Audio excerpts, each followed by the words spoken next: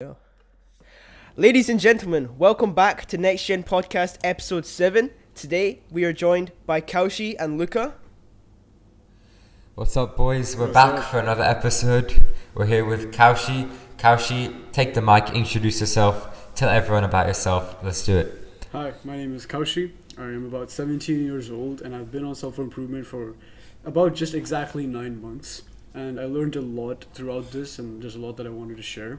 And when Luca invited me to join NextGen, like randomly he texted me on Instagram, was like, yo, I have this group, you want to join? And I was super stoked because for a while I was in an old friend group that didn't really understand what I was talking about. They weren't bad people, but I genuinely wanted to talk about what I wanted to talk about to people who understood.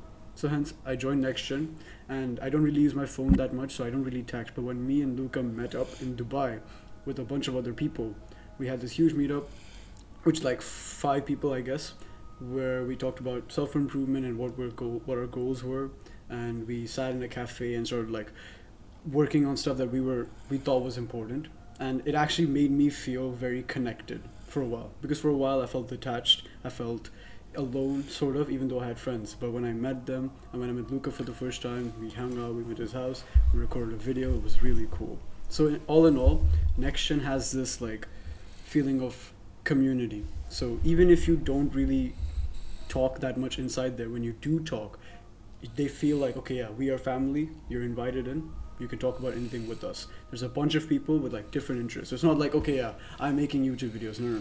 It's like everyone's doing random stuff that they're interested in, and they learn stuff and they just teach you what they learned. So it's like a big community where we just teach each other things. Plus you learn a lot, especially the full guides. So even if you don't attend the calls, you can watch the full guides and get a bunch of knowledge practically for free. So that's my experience. Sounds like you had a good time inside of it, Kaushi. And yeah, that's the whole goal of NextGen, to build a brotherhood of guys who can come forward and actually talk to each other and conversate on things that you can actually relate on. Because you can't really do that with a lot of people, you know, in your day-to-day life at like school, people you see in the street. Like no one's really on this. It's very rare to see people on the same path as you, especially in, you know, your local town. So Yeah. but it's definitely been amazing. And Kaushi, you've been on self-improvement for a fair bit now. What would you say like the foundations to start if you're a complete beginner and newbie to self-improvement? What would be the foundations that you would start with? If you're a complete dumbass, I feel like you shouldn't even start with any actionable habits like meditation or like journaling. Like, what the fuck is that? So I feel like you have to adopt a mindset, which is very easy. Anyone can adopt a mindset. Even a dumbass can adopt a mindset. The mindset is delayed and instant gratification. I want to delay as much gratification as possible, because a lot of people are very self-centered. They can't really think like one day in the future. That's why they play video games. That's why they eat sugar. That's why they do all these bad habits, because they think, oh yeah, it's fun right now, so it must be fun forever, right? Because I'm having fun. But they never really understand that there's repercussions to that. Every time you go and have fun, your like dopamine goes up, but then afterwards you feel like shit. So once you understand that delaying gratification for your future self can help you, because you'll eventually become your future self, that's the mindset I feel like everybody when they're starting self-improvement should have. Then okay, learn about meditation, then journaling, then like, you know, working out. All these things come after, because that's only when you understand the basic, and the basic is like delayed and instant gratification. I'm not saying instant gratification is bad. It is bad if it's overdosed, but again, you can have ice cream every once in a while, understanding that okay, I'm gonna feel like shit tomorrow, but that's fine because it's just every once in a while, it's not forever. Yeah, bro. That's a very, very good introduction on what self-improvement actually is. Because when you start it, it's like, your life's completely different. And why exactly did you start self-improvement? What like made you channel that desire to improve yourself? I understood that like, well, I was in a deadline because I had my finals like just there, and it's like my life finals. Like it's not like a stupid dumbass finals. It's like if I fail this, then like I have to almost like restart the whole thing. But that was there, so I needed to study, but I procrastinated and I just started like binge watching YouTube just like this. I promise I look like this, just watching YouTube, scrolling. Then I found this YouTuber named Hamza talking about like 5 habits keeping men weak. And I'm like, okay, this is fun. And since my Jeffrey brain, like my dumbass brain, was like, oh yeah, dopamine, because there's so many edits and stuff. I kept watching and I literally binge watched his entire like channel. So I kept it on autoplay. Every time I would eat food, every time I would be on my phone, he would be to my left talking about like Jeffrey Adonis. I'm like, it's getting in my head. So I feel like another thing people should keep in mind is like, even if you don't take action, just consume the content that you're supposed to be consuming. Because at first, for like a week, I didn't give a fuck about self-improvement. But I just kept this Hamza dude on YouTube just auto-playing. So it just got into my head all this like concepts of meditation, journaling, delaying gratification. And eventually I'm like, okay, this guy said I should meditate for 5 minutes every morning. I'll try that. So I woke up, before going to school, I sat there for 5 minutes, meditated. Didn't do anything, but I trusted his process, and then eventually I started getting into self-improvement.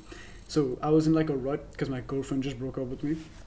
It was a huge, like, big problem because my psyche was fucked. So I just sat there as like an escape on YouTube, and eventually I found him. So it was Hamza who started my self-improvement, but why I did it is kind of like to fix my life, because my life was going down a really trashy path. I didn't study, I didn't have a girlfriend, I was depressed. So eventually I started like getting my life back in line. Yeah, bro. I feel like everybody always has that like that breaking point where they're like, shit, man, I need to fucking improve. What's going on? I have no girlfriend. I'm not studying. So you have to like switch on, because you can't. It's tragic to live that basic life. It's almost like a fuck this event type of thing. Yeah. Hamza talked about this idea like, okay, fuck this event. Like, you're in a rut and you're tired of this. I'm like, man, fuck this. I'm gonna change my life. And eventually, like, you started. Exactly, bro. You've just got to find that turning point, and it could be literally right now. If you're in this point where you're like, oh, no girlfriend, bad grades, bad life. Oh, my friends are kind of like, oh, they're not, they take the piss out of me. They all bully me. I'm getting bullied at school. If you're in this this rut of a hole, you need to just wake up and change, because that's the perfect opportunity. Every opportunity is always the perfect opportunity. The best opportunity was before, but the second best opportunity is now. Like, there's no better opportunity than that. And if you don't take the action now, bro, you're gonna be missing out. Because if you take action now instead of in 2 months, 3 months, think about that extra 3 months that you would have had on yourself. Exactly. Yeah, I feel like it's interesting, because I feel like people need that point of like being really bad to flip things around. But also, I don't know, like, do you think it's a good thing that people see bad and then all of a sudden want to be good, or do you think that people should have just normal intention to be good? Like, what happened for you guys, and what would you rather? So if you don't get what I'm saying, basically, were you in a very bad position and turned it into a good position, or did you always just want to be like in a good position? And what do you think is most important? I think, well, for me, okay, Oliver, you go on. Okay. No, you. So for me, yeah, I feel like life is about experiences, and if you're going to experience life, you have to experience that low point. Because if you don't experience that low point, you're not why are you gonna go to this high? What can be so bad about being this low? So if you experience that low point and you truly like embrace that feeling of negativity, of distraction, of lust, and your brain is like getting absolutely punished, you're gonna think this is shocking. My life is shocking, and you need to experience that point to actually make the progress. Because if you experience that low, you'll never want to be back there. You'll never want to be back there. Whereas if you experience that high, you think, oh, okay, maybe I can just push this off a little bit. That's why when people are usually like born and they have everything given to them, that's why most of the time they'll become fat, lazy, docile, because they've never had to work for anything. Whereas if you've been at this low, it gives you this drive to always work and never return back to this low point. Exactly. For me, I feel like I agree with the statement of you should be in a low before you realize what's good. Because, like Oliver said, if you're spoiled the moment you're born, what happens is, it's like, oh yeah, my mom gives me everything. Oh yeah, my dad gives me everything. I don't need to work for anything. And your life's already like in a good point without you working for anything. So you assume that, okay, to get to this point, I don't have to do anything. I don't have to work. That's why like poor people, broke people end up becoming the richest and staying the rich. Because they know, okay, yeah, to keep the rich, I need to keep being like a hardworking man. But the rich people who are just born rich, they lose everything. Why? Not because they spend it. Spending is normal. But because they just don't know how to like keep working hard. So that's the same thing for happened to me. My life was heading down a path of this. I was gonna fail. I had no girlfriend. I barely talked to my friends. My life was depressing. Then I realized like, okay, I can't really sit in this position anymore. I don't know what to do, so I'd rather just try this stupid meditation thing. Let's just see if meditation works. It's probably dumb. And I tried it. And then slowly but surely, I saw that, okay, my life, I started becoming happy for no reason. Like, I was just, there was a smile on my face for simply just no reason. Why? Because I just delayed gratification. It's the idea, okay, 2 days ago, that Kaushi, like, went through pain in the workout, went through boredom in the meditation. Now I'm more present, now I'm more strong. And I just kept continuing that. Now it's like a momentum. I'm always happy because younger me did the work, and now I'm going to do the work for older me. So I feel like you should feel a low before you get into a happy state. 100%, bro. Yeah. I think the transformation from going from this like low point to being even normal just makes you so happy. Like, it's a common trend amongst all people in what we do in the self-improvement game. All of us are happy. Like, I've never met somebody in the game who's genuinely like unhappy with their life. And then you look around yourself, and most people you're around and most people you surround yourself with are just genuinely unhappy. And that's like the beautiful thing about improving your life. It's just a constant smile. I think us three, I see it in a lot as well. Like, we're always happy people because we're always striving for something, and that's something that you carry a lot when you go through self-improvement. Exactly. I have a very interesting story on that. So usually when I'm like in school and I'm like with people, I'll always be smiling. I'll always be like smiling because I'll think of like, oh yeah, something just happened in NextGen, or I'm generally a positive person. I'm usually, always got a smile on my face. And then people would just be like, oh, what you smiling at? I'm like, I'm just happy. Why are you not smiling? Come on now. Why are you unhappy? Why? Instead of asking me why I'm smiling, ask yourself, why are you not smiling? Because like, you just look like a overall generally happy and more attractive person when you are smiling. If you're constantly walking around with a little grin on your face, you're always like happy person. Not only are you gonna yourself happy. Little side note. So I remember getting advice back in the day when if you're like really depressed and you're really upset, force yourself to smile 10 times a day. Force yourself, and you'll find when you do smile, you'll become more happy. It's literally just human nature. When you smile, you're going to become more happy. So if you're, this just happened, my girlfriend just broke up with you, force yourself to smile, and then it'll make you feel more positive. It makes you feel better. And obviously, don't live life on like feelings, but like if you're in a low zone and you're negative, smile, you're going to become a positive person. And it's just that simple advice. If you carry that throughout your life, always smiling, you're always going to be on a high, and you're always going to be a happy, good, positive person. Exactly. Yeah. And it's so important just to be happy, because like being happy can just push you through so many more things. And just being upset like about things, it's just not, there's nothing to be upset about when you're really improving. And that's the difference between people on self-improvement and people who aren't. There's nothing for us to be unhappy about, because everything that's bad we've already changed. We don't care about, I feel like a lot of people, especially our age, they like rely on like social situations for happiness. But if you look further than that, and that's what causes most like teenagers, people our age, to be unhappy. But if you look further than that, there's so much more happiness that's outside of it. Just finding yourself, finding your inner peace, meditating, working on a business. Like, that's what true happiness is, rather than these social dynamics in school. And I think those social dynamics in school, being very reliant on it, does generally like ruin, your life in some way. It makes you very unhappy. Yeah. With school especially, like sometimes you're kind of like forced to be unhappy, because if no one around you happy, if everyone's just you're not really going to be sitting around smiling, because we're social creatures. We're scared of being the odd one out. Back in the day when we were in our tribes, if we were the odd one out, we'd be banished from the tribe. Whereas nowadays, people are so insecure about being different that they're most likely going to adopt the habits that they're seeing around them. Like, upset, sad, miserable people. You're more likely going to become an upset, sad, miserable person. Whereas if you're to be around happy, joyful, positive people, you're more likely going to become positive. Think about this. Here's a little analogy. Say you're going to school and say you're going to math class. Would you rather study math if your teacher was smiling, positive, hyping the class up? Come on, guys. Oh, it's going to be a great lesson. Whereas the guys, take your seat. Oh, take your hoodie off. Take your jumper off. Just stop doing this. Well, he's looking miserable, boring, hates his life.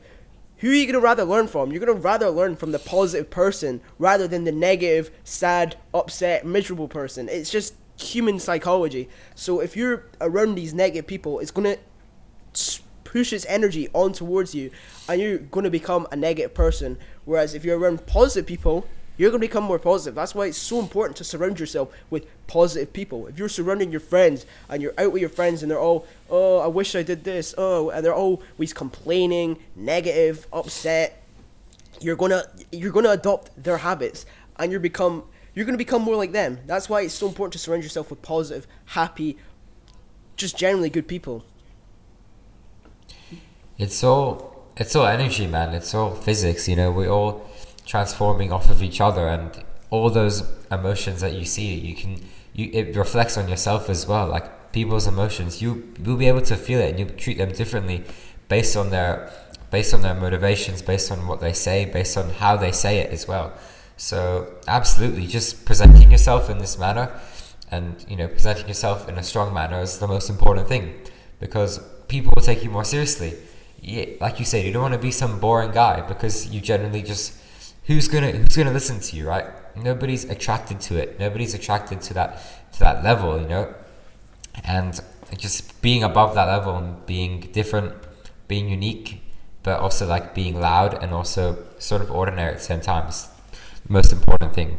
But that was a bit of a sidetrack there. I just want to go back to what we were saying before, and about going from like a low point to like self-improvement, like strict. So a question for you guys to think about: do you think there's a low point that's too low to turn around? Do you think there's a low point that's too low, and do you think there's ever a point where your life is generally too low to turn around?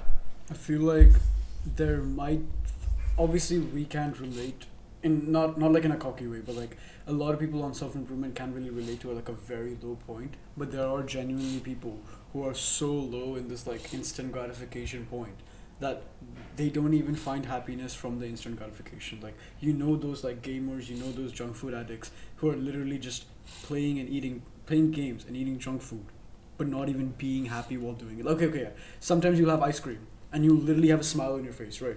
Because we're not used to it. It's like a good high. Some people literally just binge ice cream for hours. They're not happy. Why? I simply think it's because they've went too far in this like instant gratification phase to even know that, okay, this is making me happy. I feel like there might be a low point where they just give up. I feel like this is it's a dark topic, but sometimes like the people who are like very suicidal, they've hit that low point. They've hit that point where they're like, okay, yeah, my life will literally not get any better, so what's the point of me living it? Because we can agree that, okay, even if some days we have a low, some days our girlfriend doesn't text us back, some days our friends are bitches to us. It's like, we have this low, but we know in a year or something it's not going to be like that. But suicidal people have reached this point where they're like, nope, my life's not changing, so why do I have to live this life? I'd rather just die. Weak outsiders can see that, okay, they can still live a life, but they can't see that, and I feel like that's the lowest point. That's why friendship, and like Oliver said, the tribal friendship we have is important, because then there's smart people. For example, if I feel suicidal, Luca and Oliver are there as sensible people who look at me and say, no, you have, in 1 year, what you're worrying about will not matter. So hence, I'll be fine, in a sense, because I can trust you guys. A lot of people don't even have friends, and it's not even their fault, because nobody wants to be around negative people, and in the sense that like negative people are just baby suicidal peoples. So hence, like, it's a mess that people get in. So we should always be having friends the moment we're born, whether it's our brothers or siblings, maybe even our parents or cousins, someone who we can just go to if we're thinking about something. Suicidal people are just lonely people who can't speak their mind. They don't heard about meditation or journaling, and hence they just think, okay, yeah, whatever I'm thinking, no one understands because I can't say it to anybody, and hence I feel like shit and I can't see my life going anywhere in the next year, so I'm gonna kill myself. That's what they think, and I feel like that's the lowest point. But other than that, if you don't feel suicidal, there is a point. Like, if you're depressed as a 14-year-old but you don't feel suicidal, then we can still fix you. Then yeah, you still have like a good chance of like making a happy life. Yeah, I like your. Here's an analogy on the like when video gamers play video games. It's all about tolerance. Your body naturally has like tolerance, and when you rinse that tolerance level, that's why you see. Here's a coffee analogy. Say you drink a coffee every day. Eventually, in 1 month's time, the coffee's not going to be as effective because your body's became used to it. That's when you double your dose, go to 2 coffees a day, and then 1 month later, your coffee is it's not the same. Then you go to 3, 4, 5, 6, and then it's like same with everything. That's like video games. You play 1 hour of video games a day. 1 month time, it's not going to be the same. 2 hours, Exactly. 3 hours, 4 hours, 5 hours, and then eventually, when you get to the point where it's completely consumes your life, you believe that there's no way to get it back, and it's just when you get too low. It's a topic that like I don't really know. Can you get too low? Obviously, the lowest point is when you completely end your life. But if you're at that point, I feel like it's just a lack of hope. If you're suicidal, you just have a lack of hope in yourself, because obviously, why would you have hope in yourself? You've done all the bad things, you've done all the shit things, and your life is just horrible. So why would you hope in yourself? I think it's just a lack of information. If someone gives you a slap and tells you you can change your life in 1 year, you can forget this whole thing and you could be living a completely different life, because it is possible no matter who you are. Obviously, everyone in life is different. Everyone has their own unique problems, their own unique mindset. But if you fix yourself, that could be done in arguably 2-3 months time. You could go from suicidal point to if you get your fitness in track, you start eating good food, you meditate, journal, you start going out for walks, you start smiling, you start social interactions, you get yourself working, you're not playing these instant gratification things, you're not watching porn, you're not eating junk food, you're not playing video games. If you do all the right things and you feed yourself all the correct information, you surround yourself with the right people, you can go from suicidal to that in arguably 30 days. Arguably. Exactly. And I think it's just like you can never be too low. It's just how your mind is, what your mind is telling you, and your mind can either be your best asset or your worst enemy. No matter what you do, if you have a mind that is constantly feeding you negative thoughts, that is the lowest point you can get. If your mind is constantly telling you you're not good enough, what is the point in even living, then there's an issue there.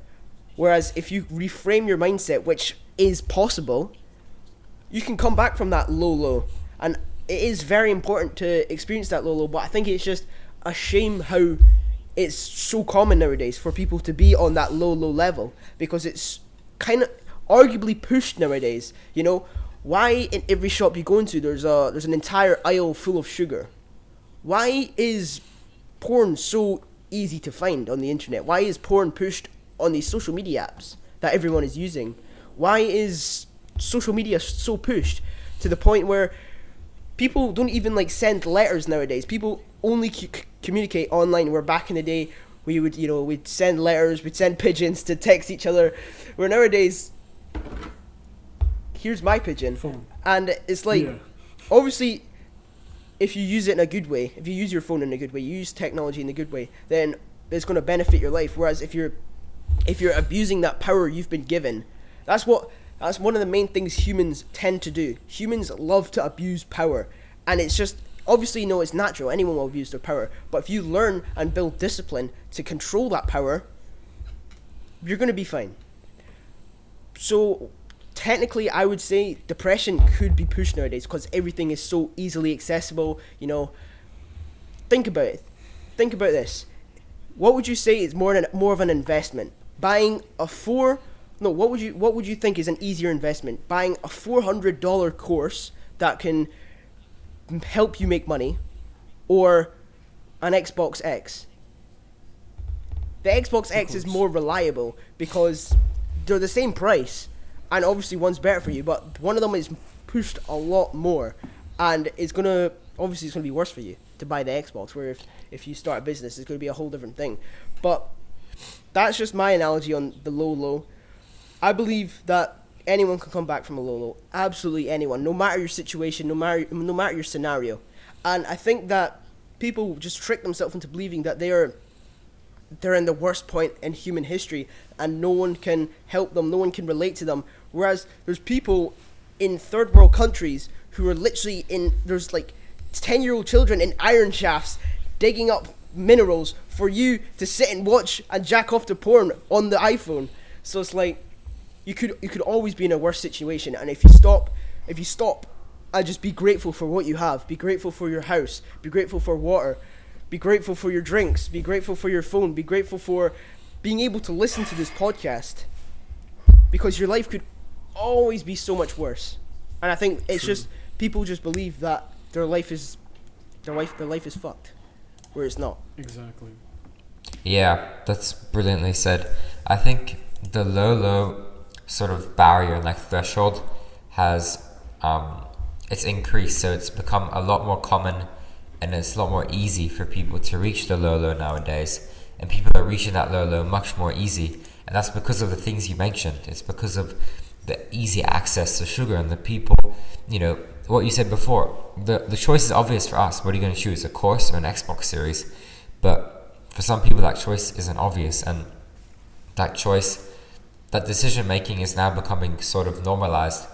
And that's the problem, that low is becoming so easy to access, and people believe that once they're at that point that they can't get out of it. And because it's so easy to fall into, it's like, there's like a big hole, right? There's like a big ditch. Back in the day, that ditch was smaller because, you actually had to work for things. There was no porn, there was no sugar. Everyone was like reasonably healthy. That hole was a lot more smaller. You couldn't really fall in. But I feel like now, as people are not as strong as we used to be, combat training isn't as, people think it's like the toughest thing, and people don't even do it. People are weak. They're too scared to just jump in a fucking boxing gym and get hit in the face. So those sort of ideas and mentalities make that ditch a lot bigger, and people can fall into those lows much easier because they're generally just not, strong in the mind. I do believe that once you get into the low, it's very, very difficult to get out. And some people, obviously there are exceptions, right? Some people just can't fight it. But it's definitely sad how nowadays that low is a lot more common and it's a lot more normalized. So I think it's pretty unfortunate, but there's also been an active resistance towards that. I do think that what we do, Oliver, the group that we've created as well, is an active resistance, and we're telling people this low is easy to avoid. Let's close up that hole again. It's not going to be hard. It's not hard to fall in that hole, but you just need to know the right ways to avoid it. And that low can easily be avoided if you have the right approach. And if you follow the mainstream advice that you're going to get, and you follow the average life, you're going to fall into that low at some point. But if you surround yourself with people who want to be above it, then you're not going to fall into a low, because if your boys aren't falling into a low, you're not going to go there. You're not going to go there because they're going to be telling you, get the fuck out of this point, right? You're not in this point. So I think just being around people and taking a different approach is the number one way to avoid, getting into a bad position. Well said. What are your guys' thoughts on saving your friends from instant gratification? Do you think it's too late for them, or do you think there's always a way to save them? Me personally, I think we can't really bring them to do the delayed gratification activities, because the best answer to this is it's hard enough for us to do it. I don't think we actually want to wake up at an early time and work hard. It's kind of like we're intrinsically motivated to do it, right? That's why we do it. That doesn't mean it's easy, but we technically want to do it. They don't even want to do it. So it's if it's super hard for us to do, meditation, working out, disciplining ourselves, they don't even want to do it, so there's no point telling them to do it. We can make fun of them and be like, oh yeah, you're Jeffrey. It's they don't care. They don't give a fuck. So I feel the best way we can do it is get them to be intrinsically motivated to do it as well. The best way to do that is to set the best example. For me, my story is my mom. She's the same as the past 10 years. She drinks sugar with her coffee. So it's she puts sugar in her coffee and stuff. And I don't blame her or anything. She's built like that. She's been grown up like that. So it's not her fault. But I stopped putting sugar. I'm no sugar, no sugar. Every time we're in a restaurant or a cafe, I'll be oh yeah, coffee with no sugar, tea with no sugar, right? And she keeps seeing this. And she tells her friends, oh yeah, my son, he doesn't drink coffee with sugar or anything. And I'm proud of her. Yeah, no, she's showing me off. But then yeah, in a sense, she's showing me off. Then I notice, she's okay, put only 2 spoons. She used to put 4 spoons in the full tea kettle of sugar. I'm like, oh yeah, put only 2 spoons this time. I'm so proud of her now. I'm like, she's like, oh, 2 spoons? I'm like, wait, you wanted 4, yeah? And she's like, no, two. And I knew it's because I stopped drinking. She never said anything, but I knew it's because I stopped drinking that much sugar. And even in restaurants, she's like, oh yeah, put less sugar in the tea. So it's like, if you set the example but don't say a word, eventually the ones who actually want to change will change. Now, this does not mean disrespect the ones who didn't change, because again, it's not their fault.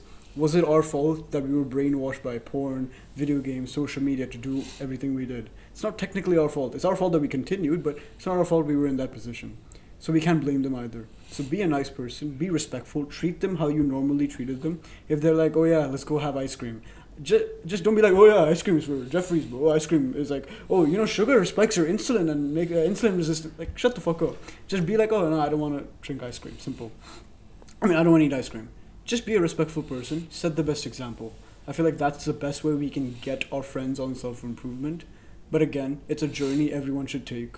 My mom uses an analogy that like, she saw that I started being on self-improvement, like randomly out of nowhere. Like 1 month I was just, a Jeffrey, Lily had eye bags and like drank sugar, wasted my time. Then like in 1 month I changed completely. And she's like, you had this enlightenment, or like you had this phase shift.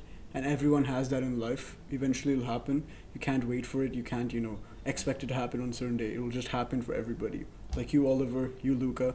Randomly, you just like, for some reason or the other, you found self-improvement. Just like that, other people will too. So I feel like that's the best way we can get our friends on self-improvement, and, we can't really push them into doing it. Yeah. I think people don't like being shoved in the face by facts. I just don't think I think it's basic human psychology, but people don't like when someone's just going to be like, just spit a whole like dictionary of facts about something to them right in their face. Like, I don't think it gets a positive reaction. I think if anything, it makes the other thing happen. It makes resentment. Because Exactly. I just don't think like it makes rebellion. That's why, there's a whole thing about like strict parents making rebellious kids. That's a whole other thing that we'll dive into one day. But no, I generally think like if you want to change, if you want to help someone, you don't need to spit facts in their face straight away. Just be like, like you said, just be a perfect example, and perhaps you can show like the benefits of your life. So you can always like say it differently. You can always say it in a different way, rather than saying like, stop eating, I don't know, fucking chips, right? Don't eat chips. Instead say, I haven't eaten chips in X amount of time and I feel so much better.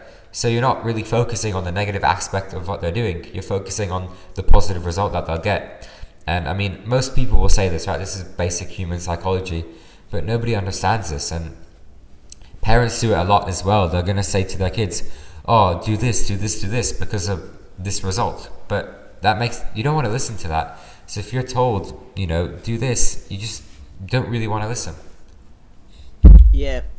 It builds up resentment, man. The thing I'd like to think about is, remember the COVID lockdown? When you're getting when you're just, people are shoving stuff down your throat, put your mask on, 2-meter distance, take the vaccine, it's going to build up resentment. People are going to be like, no, I don't like being told what to do, because we're humans. We like to have our own conscious mind. We don't like to be brainwashed and forced to do things. And that's why most people will, they'll make it subtle. That's why the government will make their things subtle. They won't make it obvious. And if you do it subtly and don't make it obvious as well, like say you're out with your friends and they go into the shops and they buy cookies. Say if you buy, it's obviously not the best, but if you buy a protein bar instead, they'll pick up on that. They'll be like, oh, why have you bought that?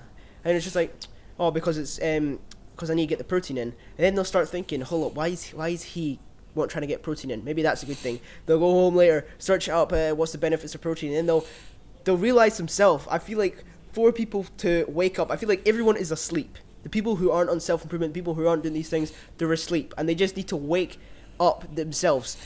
And I think it's like the same with the low point. You will wake up when you are at that low point, and you find everyone's journey is different, and you'll find things yourself. You'll find things in your own unique way. And for example, if you're listening to this podcast right now, you're probably already awake. And if you're not awake, if you're still, asleep, and you're just, watching this podcast for a little bit of cheap dopamine, I highly, highly, highly, highly recommend you do a little bit further research and you see what the potential is in your life. Because if you're asleep right now, think about when you are awake. Your life is so much better because you experience things better. You do better things in your life, and everything is just overall, it levels up, and you begin to level up in life, and you don't need to play video games anymore. You're leveling up by yourself. When you see your friends doing that, people who have previously been asleep and have woken up due to you, there's no better feeling. Real, I agree. But yeah, 100%. I like the mother analogy you used, Kaushi. I can relate to that. Since my dad, ever since I've been hitting the gym, my dad, like this year, you know, he sees me posting on social media, he sees me, you know, hitting the gym, and he's undergone his very own fitness transformation. He's, you know, started fasting, losing weight. I'm pretty sure he's lost nearly 30 kg already this year. That's crazy. He does like 4-day fasts, water fasts, only eats once a day, high protein, no carbs, and that is solely because of me. I remember before, back in 2019, he would always say to himself, "Oh, I'm gonna lose weight this year." He never did. Never. And I'd see that and I'd think, why is he not doing that? And then I'd say to him, "Oh, you're gonna start losing weight," and he'd be like, "Fuck off, leave me alone." Whereas if you make it subtle and you set the example, your peers are gonna learn from you and they're gonna adopt the things that you do, especially if it works for you. When you see your friends do something that works for them, like say you're trying to do like a bike trick and you see your friends do a certain thing, you're probably going to adopt that certain thing because it works for you. Yeah, I think the COVID example is perfect, man. You tell me to wear a mask, I'm a lot less likely to obey and wear a mask, right? I'm much less likely to obey and wear a mask, rather than me saying, okay, there's this sickness, whatever, out there that I could catch. So I'm going to wear a mask because I want to be safe from one. Not because I'm being told, but because I want to be safe. And that shift in mindset is massive, because that'll make someone want to wear a mask because they're doing it for themselves. Sure. I think us humans are such creative species, right? There's 8 billion of us. Imagine if 8 billion people weren't they didn't obey so much. Imagine if 8 billion people could let their mind roam free. The world would be so much more advanced. But because half of the population are being told do this, do that, and their creativity is being stripped from them because they're being told what to do all their life, that's why we're not as far as we can be as a society, right? Because you have 8 billion people. If 8 billion people could think for their own, 8 billion people could think and make decisions on their own, we would be much further ahead in life. But the biggest problem is that so many people don't understand, and their creativity gets put in this box and they can't get out. And that's one thing I'm very, very scared of, is that people lose their creativity after being told to do things over and over again. And that's a big problem. People are living life in reverse. Usually how you would learn things is you would do and then you would learn from doing things. Nowadays, you have to learn before you do things. And that completely eliminates the biggest learning factor in life, and that is doing things. If you're constantly told what to do, you can never let yourself learn by itself. Because obviously, you can always reading is a good thing because you're learning, things like that. But if the best learning factor is getting out there and doing it. I have never learned how to run a podcast before, how to speak on a podcast before. I've just built up the ability to do it by hopping on a podcast. Me and Luca, we hopped on our first ever podcast ages ago. Looking back now, it might have not had the best structure. We interrupted each other at times. Sometimes we may have had like a long awkward pause. But it's gotten to the point where we're able to confidently speak for hours on end. And that's the best learning factor. Whereas if I was to sit and watch a 2-hour... You're better, if you're trying to learn something, instead of watching a 2-hour video, just spend 2 hours attempting to do that thing. Obviously, if you are completely stuck, you don't know how to do it, then use YouTube as your assistant, use reading as an assistant. But usually, just getting out and doing it is the best way to learn. So what's our favorite your own personal top self-improvement habit? Oh, Oliver, you go on. me go first? Number one self-improvement habit would be... If there was one habit you could do for the rest of your life, if there was only one, what would it be? For me, if I had to do one, I think it would be... Damn. I'm pretty sure if you had to only do one, I think you can... Monks, like, get away with doing meditation for years on end. So, meditation. Yeah, true. Because, like, Okay. that allows just, like, eternal stillness. And you know a lot about that, Kaushi, don't you? Yeah, I've been doing it for like the past 2 weeks, like properly, not like 5 minutes bullshit, 5 minute meditation, like actually like, sitting there for maybe 20, 30 minutes, just like stillness in my face. And how's that been for you? For me, well, I learned a lot about like stillness, consciousness, all this like spiritual like talk. It's kind of like I learned one thing: you're not necessarily you. So, for example, Oliver, you aren't on this podcast. You're just watching yourself getting on the podcast. Does that make sense? Yeah. Kind of like a video game where you're not the character. When the character takes damage, when the character attacks, when the character runs, you're not running. You're sitting there in your crusty computer chair, but you're just watching the character run. It's the same idea. Your consciousness is kind of you are your consciousness, and you're just watching yourself talk. I'm not talking.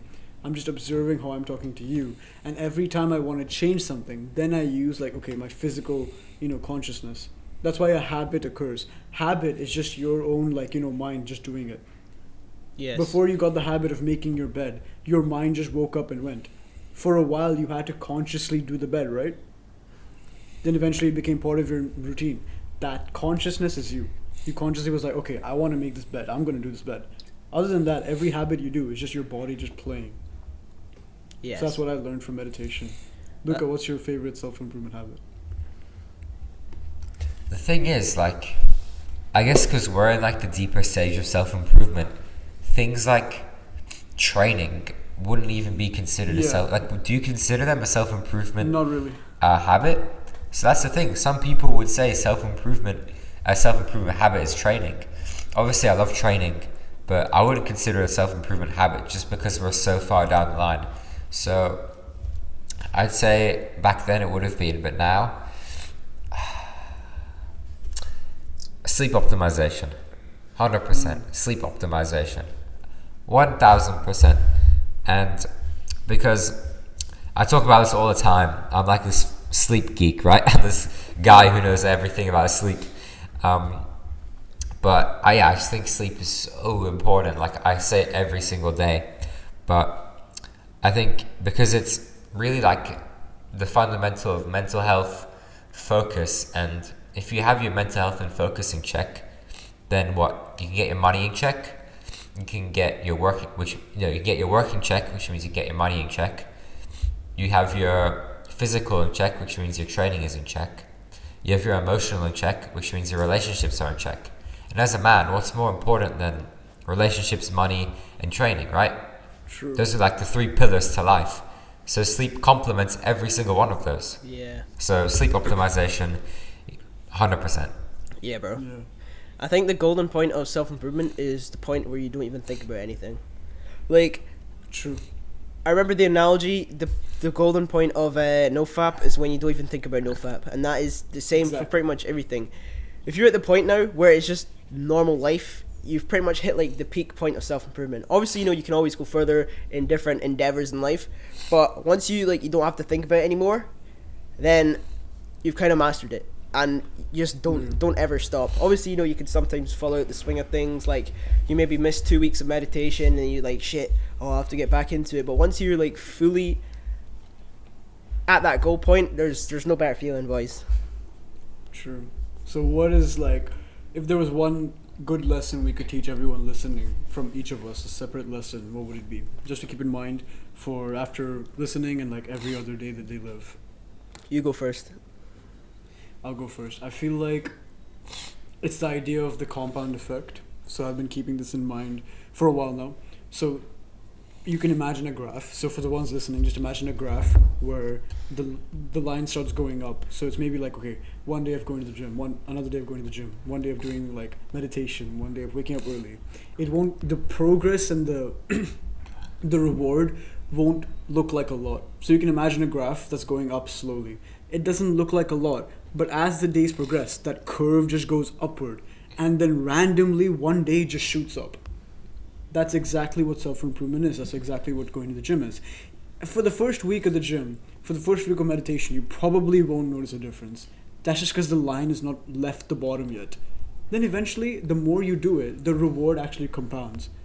So if I just meditate for 5 minutes a day, it won't do much, but like eventually that 5 minutes will become 100 minutes totally, then 200 minutes totally, then 500 minutes, then 1,000 minutes totally. Eventually become 10,000 minutes eventually.